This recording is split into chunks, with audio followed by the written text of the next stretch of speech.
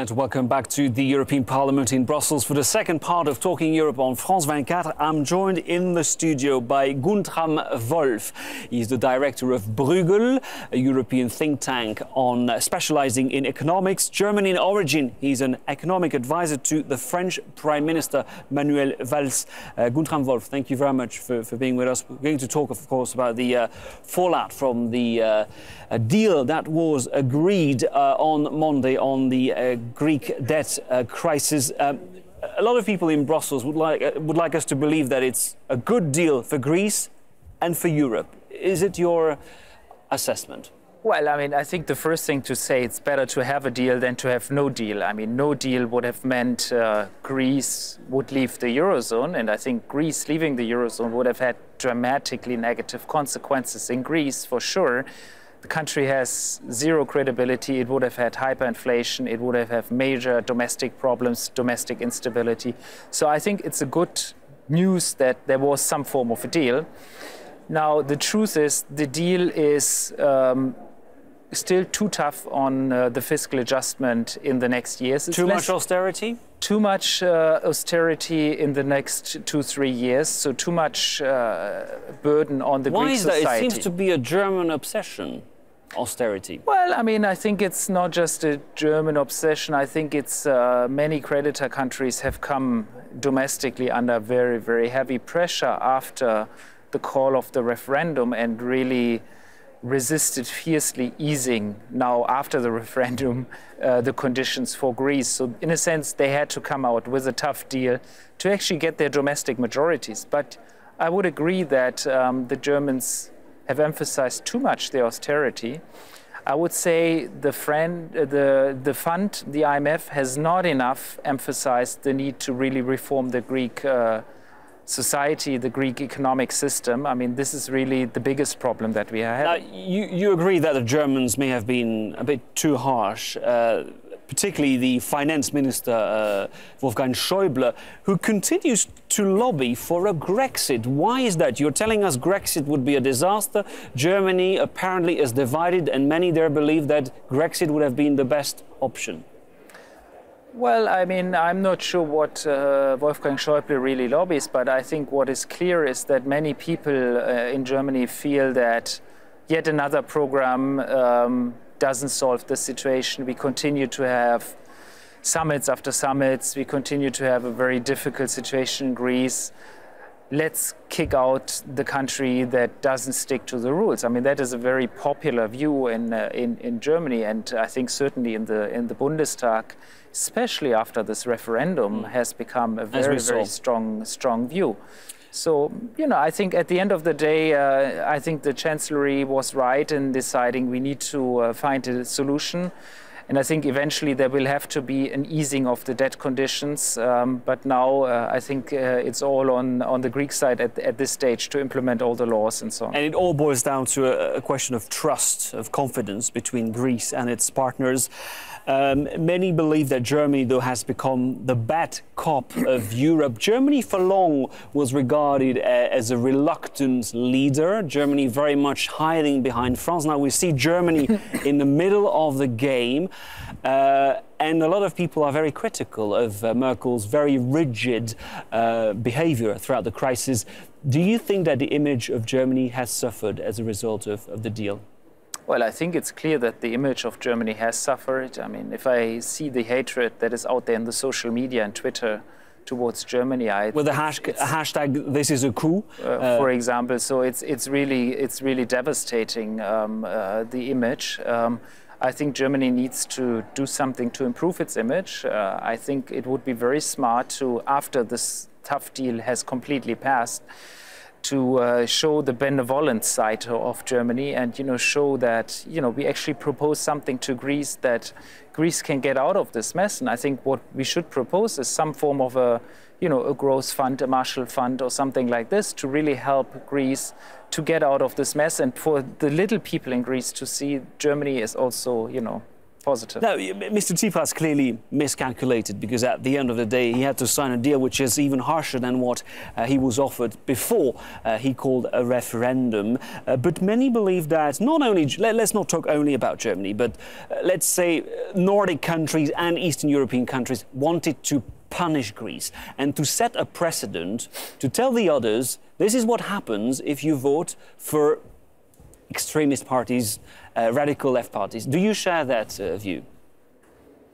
Well, I think that view was certainly quite prominent a couple of months ago.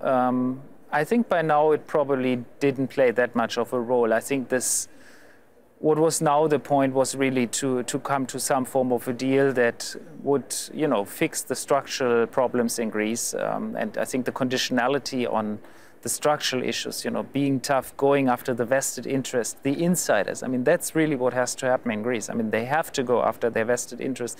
They have to go after the rich. They have to finally address Make their sure homework. that the rich people pay taxes. I mean, it is just appalling to see that a left government, radical left government, comes to power, and the only thing they do is negotiate for better conditions, debt relief from the others, but not at all do anything about taxing their own rich. I mean, this is just simply unacceptable. So they have to go after their vested and domestic interests.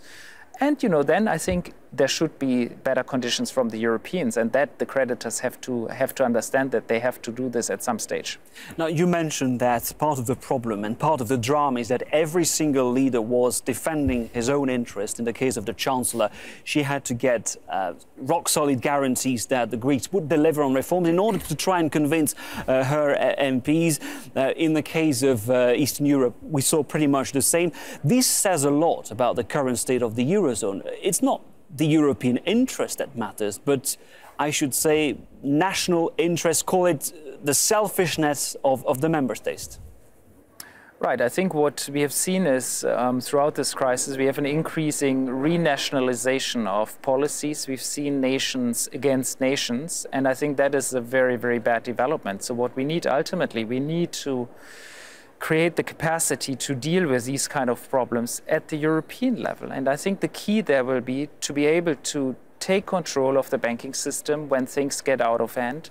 You have to be able to control the Greek banks, and then let the country actually default and go its own way without, giving a huge bailout that involves hundreds of billions of taxpayers of countries that are sometimes poorer, much poorer than Greece. Let's not forget Slovakia, the Baltic states, they're much poorer. Their pensioners get actually less pensions.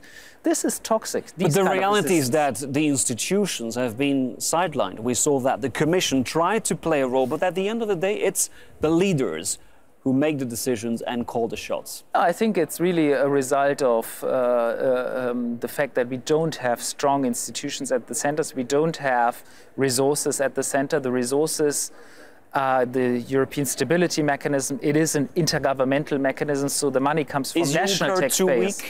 So we need for Juncker or some European institution, we need a fund where decisions about this fund can be taken with majorities, so against the will of some countries, but in favor of the European interest. Hasn't this crisis and all the drama surrounding this crisis proved that the Eurosceptics are partly right and that this Eurozone single currency is a utopia and it doesn't work? Well, the Eurozone as it is still incomplete. It still doesn't work perfectly. It doesn't deliver for citizens. I think that is very clear. There's too much unemployment. It doesn't deliver. Now, I think there's basically two options. I think one option is to undo the project. And I think it is an option that is very costly economically, politically, financially, globally. Is it being studied in some countries, that option? It is a very, very costly affair, and it is being discussed in some countries. Now, the other option is to fix it. And I think we've moved quite a bit and have, now stronger mechanisms than we had 5 years ago. But we are not there yet, and we certainly need something to get growth and employment. And well, the French president, who represents a country that long resisted the idea of having a Eurozone parliament, now says that this might be one of the options. As you know, the French president played the role of the good cop during this crisis. Let's take a look at our report. Let's see whether François Hollande really helped avoid Grexit. France to the rescue as a deal to keep Greece in the Eurozone is sealed. A relieved François Hollande showing his country still plays an important role in defining the future of the European Union. If Greece had left the Eurozone, what would have been said? That the Eurozone wasn't able to ensure its integrity and solidarity? What would have been said of France and Germany, who had this job to fulfill but then didn't turn up at the meeting? The Eurozone would have gone backwards, whereas Europe needs to go forwards. Hollande has spent hours on the phone, acting as the middleman between the Greek Prime Minister and EU officials during months of painful bailout talks, always stressing that France would do all it could to avoid a Grexit. Last week, Paris even discreetly deployed some of its best negotiators to help Greek officials on their reform proposals submitted to their international creditors. And despite very differing opinions between Paris and Berlin, after a working dinner at the Elysée, Hollande managed to get the German Chancellor and the guardian of austerity to agree to keep the door to a New Deal open. I want to underline the extent to which Franco-German relations were crucial in reaching a compromise and uniting all Europeans behind this agreement. With his efforts not going to waste, François Hollande will be looking to make the most of this success. But recent opinion polls in France show people still view his German counterpart as being very much in the driving seat of Europe, while half of respondents disagreed with their president's mission, saying they would have been happy to see Greece leave the Eurozone. Guntram Wolff, I remind our viewers that you're the director of Bruegel, a European think tank specializing in economics. How do you assess the role of the French president? Well, I think the French president certainly played an important role in preventing Brexit. I mean, I think at the level of finance ministers, I would say probably a majority was inclined to say, look, enough is enough. Let's stop it and let's get Greece out of the Eurozone. But then I think Hollande worked very closely with Angela Merkel, and I think also Angela Merkel finally ultimately understood that, you know, historically it would have been a big mistake, and geostrategically, and, you know, the project would have been really so much damaged by Brexit, so that she accepted the point that François Hollande made. And I think in the end, they together took the decision to keep Greece in. So I think at the end of the day, François Hollande was very important in these negotiations. But this decision isn't irreversible, as we see. Right. There are a lot of strings attached to the deal, a lot of conditionalities. So Grexit is still very much a threat, isn't it? I think Grexit is a threat and remains a threat as long as Greece doesn't grow and, you know, doesn't get more domestic stability. And that's why I think it would be in our interest, in the interest of all creditors, including France, to think about, you know, something that will help Greece to really get out of this. And I think Greece needs investment, Greece needs jobs, and we need to work on that and to get more stability. The Commission says that it's earmarked 35 billion euros to boost growth or to relaunch the economy of Greece. What's in those 35 billion euros? Is there anything that can really change the situation? Well, I mean, I think we have to see the 35 billions first. I mean, we have to look beyond the headline number now. We talk about recycled funds. Exactly. I think we don't know. We have to look into this. I don't know, but in the past there have been a lot of initiatives where things have just been recycled. So the money that was there anyway was recycled. So I hope now it's something else. And if it is, then it can make a difference, a huge difference. You've been very critical of the role of the IMF in this crisis. You say that the IMF is more part of the problem than the answer. We know that the Germans particularly insisted on keeping the IMF in a third bailout. What would you like to change about the IMF's role in the debt crisis?